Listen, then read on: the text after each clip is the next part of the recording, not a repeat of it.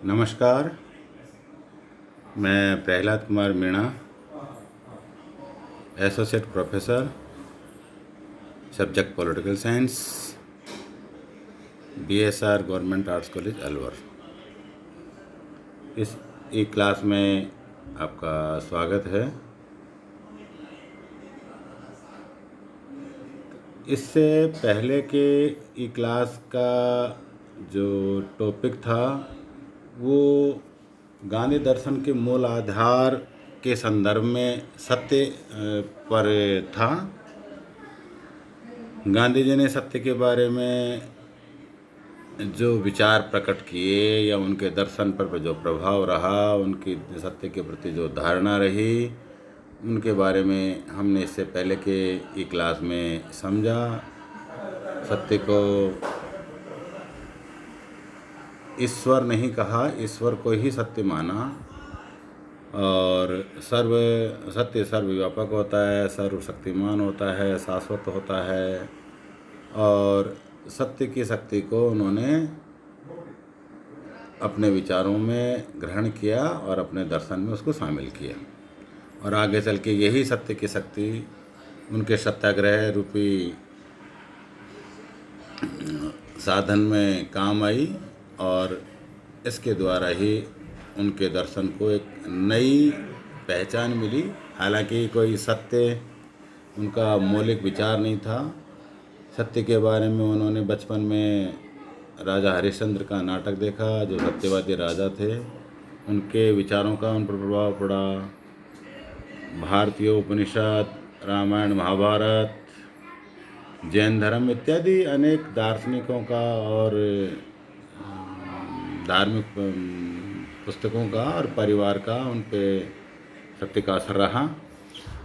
उनके दर्शन के मूल आधार में जो दूसरा दर्शन का जो मूल आधार है वो है अहिंसा। भारतीय दर्शन का तो एक बहुत लोकप्रिय वाक्यांश है, अहिंसा परमो धर्म है, जो कि भारतीय संस्कृति का मूल आधार भी है। और अहिंसा को पालन करते हुए, उसके रूपों का विचार करते हुए गांधी जी ने अपने दर्शन के बारे में जो बताया, उसके बारे में आज हम इस ई क्लास में थोड़ा सा समझने की कोशिश करेंगे।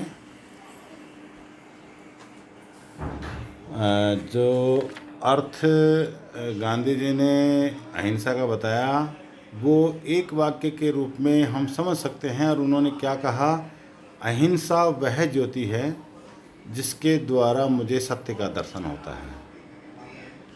अब देखिए कितनी बड़ी बात है, ईश्वर को सत्य माना, सत्य ही ईश्वर है, उनका विचार था। और उस सत्य की प्राप्ति के लिए या उस ईश्वर की प्राप्ति के लिए उनका जो वाक्यांश है वो यह है कि अहिंसा वह ज्योति है जिसके द्वारा मुझे सत्य का दर्शन होता है। देखिए उनके विचारों में अहिंसा का कितना महत्व है। गांधी जी अहिंसा के बारे अर्थ और स्वरूप को बताने के बाद इसके प्रकारों की विवेचना भी करते हैं। गांधी जी ने 3 प्रकार की अहिंसा की बात की है। और कायर होने से या डरपोक होने से वो हिंसक होना ज़्यादा पसंद करते थे, जिसके बारे में हम इसी क्लास में आगे समझेंगे। गांधी जी के अनुसार अहिंसा वह साधन है जिसके द्वारा सत्य की साधना की जा सकती है। यानी कि सत्य की प्राप्ति का अहिंसा एकमात्र साधन है, एक साधन है। अहिंसा गांधी जी का मूल आविष्कार नहीं है। इससे पूर्व भी अहिंसा परमो धर्म भारतीय संस्कृति में प्रचलन में था। और उपनिषदों, महात्मा बुद्ध, महावीर स्वामी के दर्शन, रामायण महाभारत में राजाओं के जो इतिहास हैं उनके संदर्भ में जो नाटक भारतीय संस्कृति को प्रभावित करते हैं, उनमें भी सत्य का अहिंसा का दर्शन कहीं उनको प्रभावित करने वाला रहा है। अहिंसा का आदर्श भारतीय उपनिषदों, बुद्ध तथा महावीर स्वामी के दर्शन में शताब्दियों पहले प्रतिपादित किया गया था। अहिंसा के संबंध में गांधी का योगदान यह है कि उन्होंने नवीन संदर्भ में, एक नए संदर्भ में अहिंसा के सिद्धांत को परिमार्जित किया, मानवीय आचरण के नियम के रूप में उसकी पुनर्स्थापना की। गांधी जी अहिंसा को मानव का प्राकृतिक गुण मानते हैं और उनका विचार था कि मनुष्य स्वभावतः अहिंसा प्रिय है, परंतु वह केवल परिस्थितियों वश हिंसात्मक हिंसावान बनता है। मनुष्य की अहिंसक प्रवृत्ति का ही परिणाम है कि आदिम काल का वह व्यक्ति जो परिस्थितियों वश नरभक्षी या मांसभक्षी के रूप में जीवित व्यतीत करता था, आज वही मानव सभ्य व सुसंस्कृत प्राणी बन गया है। यानी कि गांधी जी कहते हैं कि प्रारंभिक जीवन में या सृष्टि के निर्माण के समय मानव परिस्थितियों वश ही नरभक्षी या मांसभक्षी बना, क्योंकि उस समय उसके पास अपने भूख मिटाने के लिए और कोई दूसरा संसाधन नहीं था। इसलिए वो परिस्थितियों वश हिंसक या नरभक्षी या मांसभक्षी बना, अपितु वह मूल रूप से या प्राकृतिक गुणों के आधार पर हिंसक नहीं है। इस पर और ये कहते भी हैं कि जो प्रारंभिक व्यक्ति थे या प्राचीन समय में जो व्यक्ति थे नरभक्षी या मांसभक्षी के रूप में जीवन व्यतीत करता था, वही मानव आज सभ्य और सुसंस्कृत या प्राणी बन गया है। इस प्रकार हम देखते हैं कि समस्त मानव इतिहास में मनुष्य की श्रेष्ठ प्रवृत्तियों का विकास, मनुष्य में श्रेष्ठ प्रवृत्तियों का विकास हो रहा है। इसमें संदेह नहीं है कि संसार में हिंसा को पूर्ण रूप से विरोध किया जाता है। यह संसार में विद्यमान भी है और कभी कभी अपना रौद्र रूप भी प्रकट करती है। इस सब के बावजूद भी मानव समाज का विकास का इतिहास यही बताता है कि मनुष्य मूल रूप से अहिंसा प्रिय है। उसकी इस अहिंसक प्रवृत्ति के कारण ही मानव जाति निरंतर बढ़ती जा रही है। गांधी जी इस बात को भी जानते हैं कि मनुष्य सदा से श्रेष्ठ प्रवृत्तियों में उत्तरोत्तर वृद्धि होती जा रही है और हिंसा का पूर्ण विरोध भी किया जाता है। वर्तमान राज्यों में भी हिंसा को समाप्त करने के लिए अनेक राजनीतिक, सामाजिक, धार्मिक संगठनों का और महापुरुषों का योगदान निरंतर लगातार सक्रिय है। लेकिन फिर भी गांधी मानते हैं कि इसको पूर्ण रूप से समाप्त नहीं किया जा सकता और कभी कभी देश में या विदेश में या किसी क्षेत्र विशेष में या किसी जाति विशेष में इसका अपना रूप देखने को मिल जाता है। लेकिन फिर भी मानव समाज का इतिहास यही समझाता है कि मनुष्य मूल रूप से अहिंसा प्रिय है। मजबूरीवश हिंसक भी व्यक्ति होता है, लेकिन हिंसक व्यक्ति से मतलब ये नहीं है कि वो हमेशा हिंसा करेगा, वो परिस्थितिवश हिंसा को धारण करता है। सारांश में अहिंसा का अर्थ मन, वचन, कर्म से किसी को कष्ट न देना व किसी का मन दुखी न करना अहिंसा है। गांधी जी किसी की हत्या करना या किसी का वध करना केवल इसी को हिंसा नहीं मानते हैं। उनके विचारों में किसी को मन से, वचन से, कर्म से किसी अन्य की आत्मा को या मन को दुखी करना भी हिंसा है। गांधी सत्य व अहिंसा को एक ही मानते हैं। उनके लिए दोनों एक ही धातु के दो पहलू हैं, जिसके एक तरफ सत्य है, दूसरी तरफ अहिंसा है। यदि सत्य साध्य है तो अहिंसा उसकी प्राप्ति का साधन है। गांधी जी की अहिंसा में ब्रह्मचर्य, ऐश्वाद, अस्तेय, अपरिग्रह आदि सब कुछ सम्मिलित है। ब्रह्मचर्य मतलब संयमित जीवन जीना, ऐश्वाद यानी कि स्वाद, जो जीभ का जो स्वाद है उसके लिए गलत भोजन को इस्तेमाल ना करना, अस्तेय झूठ नहीं बोलना, अपरिग्रह अनावश्यक रूप से किन्हीं संसाधनों का जो दूसरों के लिए अनिवार्य हैं उसको विलासिता के लिए अनुपयोगी रूप में इकट्ठा करना, इन सब कुछ में अहिंसा सम्मिलित है। गांधी जी का कहना है कि कोई व्यक्ति अपनी अनिवार्य आवश्यकताओं से अधिक धन इकट्ठा करता है तो वह भी हिंसा है। अपनी ज़रूरत से ज़्यादा अगर किसी ने किसी वस्तु का या संपत्ति का अर्जन किया है या उसका एकत्रित किया है तो वो भी हिंसा है, क्योंकि वो किसी दूसरे को गलत काम करने के लिए बाध्य कर सकती है। माना कि किसी के पास बहुत ज़्यादा अन्न भंडार है, ज़रूरत से ज़्यादा अन्न भंडार है, और कोई व्यक्ति भूख से तड़प रहा है, मर रहा है, तो वो उसका ये कह सकते हैं कि उसका हक छीन रहा है, और भूखा व्यक्ति उस व्यक्ति के भंडार को लूटपाट करने की कोशिश कर सकता है और वो हिंसक भी हो सकता है। इसलिए ये सब कुछ ब्रह्मचर्य, ऐश्वाद, अपरिग्रह, अस्तेय, ये सब कुछ अहिंसा में शामिल हैं।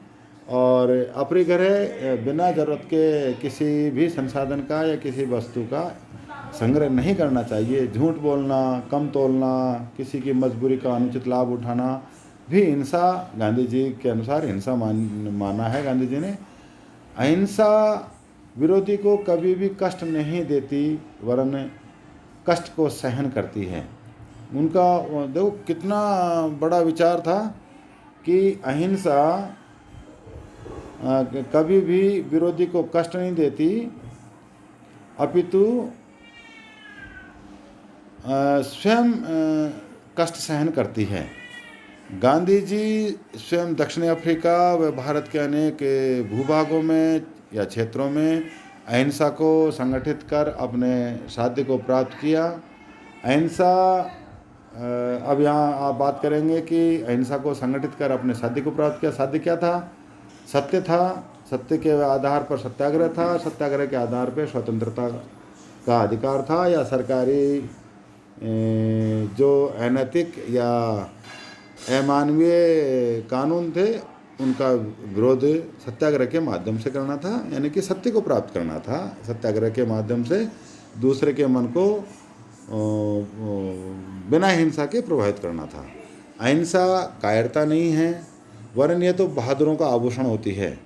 कायर व्यक्ति होने से हिंसक होना ज़्यादा अच्छा गांधी जी मानते थे कि कायर तो हमेशा असत्य का भी सहारा ले सकता है, झूठ बोल सकता है, लेकिन हिंसक व्यक्ति से ये उम्मीद की जा सकती है कि उसको अगर अपनी ज़रूरत का या संसाधनों का सही उसको उपयोग करने को मिल जाए तो उससे उम्मीद की जा सकती है कि वो अहिंसक बन सकता है या अहिंसावादी हो सकता है।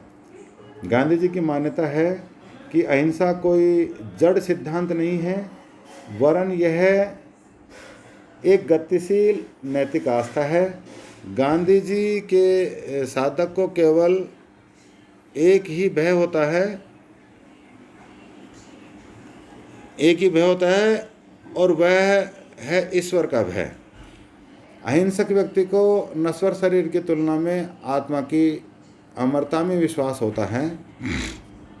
इस प्रकार गांधी जी ने ईश्वर, सत्य और अहिंसा को एक पर्याय के रूप में माना, सत्य को साध्य माना, सत्य को ही ईश्वर माना और अहिंसा के बारे में अपने विचार प्रकट किए। गांधी जी ने अहिंसा के प्रकार बताए हैं। गांधी जी ने स्वीकार किया है कि समस्त व्यक्ति अहिंसा के पालन में समान रूप से सक्षम नहीं हो सकते, क्योंकि अहिंसा के लिए आवश्यक निडरता व आत्मबल को सभी व्यक्तियों में उत्पन्न नहीं किया जा सकता। इन तथ्यों को ध्यान में रखते हुए उन्होंने अहिंसा की 3 श्रेणियां बताई हैं, क्योंकि प्रत्येक व्यक्ति या हर इंसान के बस का नहीं है या उसमें इतनी हिम्मत नहीं है कि वो अहिंसक हो सके। इसलिए उन्होंने अहिंसा को 3 प्रकार की बताया: बहादुरों की अहिंसा या वीरों की अहिंसा, व्यवहारिक या निर्बलों की अहिंसा, और तीसरी जो सबसे निकृष्ट प्रकार अहिंसा का गांधी जी ने बताया वो कायरों की अहिंसा है। और कायरों की अहिंसा के बजाय वो हिंसक होना ज़्यादा अच्छा मानते थे गांधी जी। बहादुरों की या जागृत अहिंसा या ताकतवर की या वीरों की अहिंसा के बारे में गांधी जी कहते हैं कि इसे अहिंसा का सर्वोत्तम रूप या श्रेणी माना जाता है। सर्वोच्च श्रेणी की अहिंसा का पालन बहादुर व्यक्तियों द्वारा ही किया जा सकता है। बहादुरों की अहिंसा लाचारी या व्यवस्था के कारण नहीं, अपितु अहिंसा प्रति नैतिक आस्था के कारण अपनाई जाती है। ये साधन संपन्न या ताकतवरों की अहिंसा है। इस श्रेणी की सच्ची अहिंसा किसी एक व्यक्ति को भी इतना शक्तिशाली बना सकती है कि वह संपूर्ण संसार को चुनौती दे सकता है। यानी कि एक व्यक्ति जिसके पास शारीरिक, मानसिक, बौद्धिक, आर्थिक, राजनीतिक सब तरह की शक्ति हो और फिर वो अहिंसा का पालन करे, वो असल में बहादुरों की अहिंसा है या ताकतवर की अहिंसा है या जागृत अहिंसा है।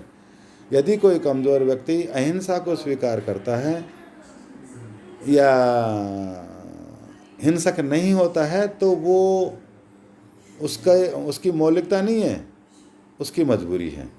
दूसरे प्रकार की अहिंसा के बारे में गांधी जी कहते हैं व्यवहारिक या निर्बलों की अहिंसा। इस प्रकार की अहिंसा दुर्बलता का परिणाम होती है।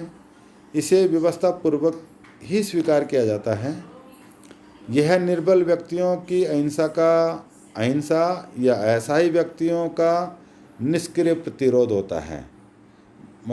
यानी कि ताकतवर के सामने वो बिना किसी प्रतिरोध के अहिंसा को स्वीकार कर लेता है, उसे व्यवहारिक या निर्बलों की अहिंसा कहा जाता है। यह माना कि यदि किसी व्यक्ति पर 5 व्यक्ति हमला करने आ जाएं और वो पांचों हथियारों से लैस हों, शारीरिक ताकत से परिपूर्ण हों और कोई एक व्यक्ति कमज़ोर है, तो वो उनका किसी भी रूप में विरोध नहीं कर पाएगा, न मन से, न शरीर से, न वचन से, क्योंकि वो उनका मुकाबला नहीं कर सकता और वो एक तरह से उनका निष्क्रिय प्रतिरोध, यानी कि उनका किसी प्रकार की कोई प्रतिक्रिया नहीं करेगा। ये इस प्रकार की अहिंसा को व्यवहारिक या निर्बलों की, क्योंकि उस समय वो 5 के सामने निर्बल है और उसे मजबूरीवश इस अहिंसा को स्वीकार करना पड़ता है, इस श्रेणी की अहिंसा को अपनाने वाले व्यक्ति में अहिंसा के प्रति कोई स्वाभाविक आस्था नहीं होती है, अपितु वह हिंसक नीति की असुविधाओं या उससे होने वाली हानि का अनुमान लगाकर उसकी तुलना में तात्कालिक रूप से अहिंसा को एक अधिक व्यवहारिक और सुविधाजनक नीति के रूप में स्वीकार कर लेता है। जैसा कि मैंने बताया कि 5 व्यक्ति शारीरिक रूप से परिपूर्ण या बलिष्ठ व्यक्तियों के सामने एक निर्बल व्यक्ति अहिंसा को स्वीकार करता है, तो वो उसका मौलिक सिद्धांत नहीं है या मौलिक विचार नहीं है, बल्कि वो तात्कालिक रूप से अहिंसा को इसलिए स्वीकार करता है क्योंकि वो व्यक्ति उन 5 बलिष्ठ व्यक्तियों का मुकाबला नहीं कर सकता, इसलिए वो निष्क्रिय प्रतिरोध को अपना लेता है या अहिंसा को अपना लेता है। फिर भी यदि इसे ईमानदारी, साहस और सावधानी पूर्वक एक नीति के रूप में अपनाया जाए तो कुछ सीमा तक वांछित लक्ष्य की प्राप्ति की जा सकती है। इसलिए इसे औचित्यपूर्ण अहिंसा भी कहा जाता है। और तीसरे प्रकार की जो अहिंसा है वो कायरों की या भीरुओं की या कमज़ोरों की अहिंसा के रूप में है। और गांधी जी ऐसी अहिंसा के बारे में कहते हैं कि ऐसी अहिंसा से तो हिंसक होना ज़्यादा अच्छा है। कायरों की अहिंसा अहिंसा का निकृष्टतम रूप है। गांधी जी का मत है कि कायरों की अहिंसा अहिंसा ही नहीं होती है, वह तो अहिंसा के आवरण में हिंसा है। एक कायर व्यक्ति अपने शत्रु से घृणा करता है और उसे अधिकतम नुकसान पहुंचाना चाहता है, किंतु वह अपने शत्रु या विरोधी के विरुद्ध हिंसा करने में सक्षम नहीं होता, इसलिए वह निष्क्रिय हो जाता है और उसे अहिंसा का नाम दे देता है। कायरता व अहिंसा आग व पानी की तरह एक साथ नहीं रह सकती हैं। उसी प्रकार कायर व्यक्ति कभी भी अहिंसक नहीं हो सकता, ऐसा गांधी जी का मानना था। और ये सच्चाई है कि कायर व्यक्ति केवल आवरण पहनता है अहिंसा का, वो अहिंसक नहीं, मौलिक रूप से अहिंसक नहीं हो सकता। अहिंसा वीरों का धर्म है और अपनी कायरता को अहिंसा की ओट में छिपाना निंदनीय और घृणित है। यदि कायरता और हिंसा में से किसी एक का चुनाव करना हो तो गांधी जी अहिंसा को स्वीकार करते हैं। यदि हमारे हृदय में हिंसा भरी हुई है तो हम अपनी कमजोरी को छिपाने का आवरण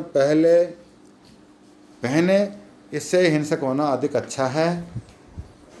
गांधी जी के मूल विचारों में सत्य और अहिंसा का जो आदर्श रहा या उनके मौलिक विचार रहे, उनके बारे में हमने जाना और उनके दर्शन को सत्य और अहिंसा के माध्यम से अच्छे से समझा जा सकता है और सत्य और अहिंसा के मार्ग पे चलकर नैतिकता या मानवता को प्राप्त किया जा सकता है। और ये ही गांधी जी की परम शक्ति रही और इसी के आधार पे वो अब भारत में ही नहीं अपितु विश्व में अपनी छाप छोड़ पाए। धन्यवाद। घर में रहे, आज इस क्लास में इतना ही। घर में रहें, सुरक्षित रहें। धन्यवाद।